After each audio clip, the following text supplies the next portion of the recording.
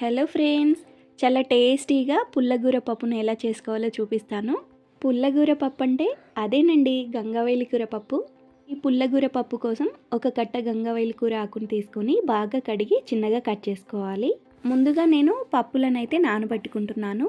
ఒక కుక్కర్ గిన్నెలో ఒక చిన్ని గ్లాస్తో పెసరపప్పు, శనగపప్పు కొలిచి తీసుకోవాలి. ఇందులో వాటర్ పోసుకొని బాగా కడిగి ఒక గ్లాస్కి 2 గ్లాసుల చొప్పున వాటర్ పోసి మూత పెట్టుకొని నానబెట్టుకోవాలి. ఈ పుల్లగూర పప్పులో పెసరపప్పు, శనగపప్పు వేస్ట్ చేయడం వలన పప్పు టేస్ట్ చాలా బాగుంటుంది.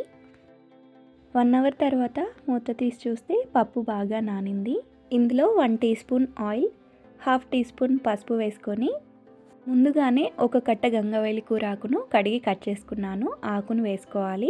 అలాగే ఒక మీడియం సైజ్ ఆనియన్ని, 5 పచ్చిమిర్చిని సన్నగా కట్ చేసుకొని వేసుకోవాలి.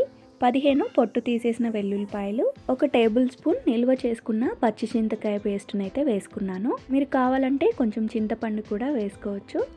ఇవి ఒకసారి బాగా కలుపుకొని మూత పెట్టుకొని స్టవ్ ఆన్ చేసి కుక్కర్ గిన్నెను పెట్టుకోవాలి.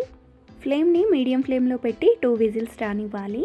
2 విజిల్స్ తర్వాత స్టవ్ ఆఫ్ చేసుకోవాలి. కుక్కర్ విజిల్ అంతా పోయిన తర్వాత మూత తీసి చూస్తే పప్పు బాగా ఉడికింది. ఇప్పుడు రుచికి తగినంత ఉప్పు వేసుకోవాలి. ఆల్రెడీ చింతకాయలో కొంచెం సాల్ట్ ఉంది కాబట్టి చూసుకొని వేసుకోవాలి. అలాగే 1/2 టీ స్పూన్ ధనియాల పొడి వేసుకొని ఒకసారి కలుపుకోవాలి. పప్పులో తాలింపు వేసుకోవడానికి స్టవ్ ఆన్ చేసి ఒక పోపు గిన్నెను పెట్టుకోవాలి.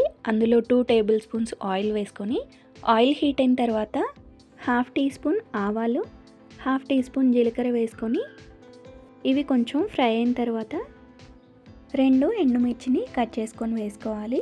5-6 పొట్టు తీసేసిన వెల్లుల్లిపాయలని దంచి వేసుకోవాలి. ఇవి కొంచెం ఫ్రై అయిన తర్వాత ఒక రెమ్మ కరివేపాకు వేసుకొని పోపును బాగా ఫ్రై చేసుకోవాలి.